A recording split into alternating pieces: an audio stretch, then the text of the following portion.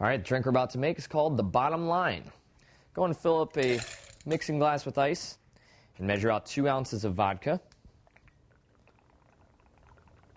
There's 1 and 2. Now you can use any amount of vodka that you'd like.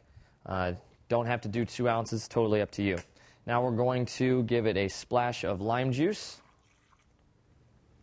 and shake it up. We've got one more ingredient. We're just going to shake our vodka and lime juice so far. Set up your glass, and we'll pour it in. And then we're going to top it off with tonic water. And with the carbonation in the tonic water, we're doing that last because if you shake it up, it's going to get all over the place. Okay. Then you can stir in your tonic water and garnish it with a lime.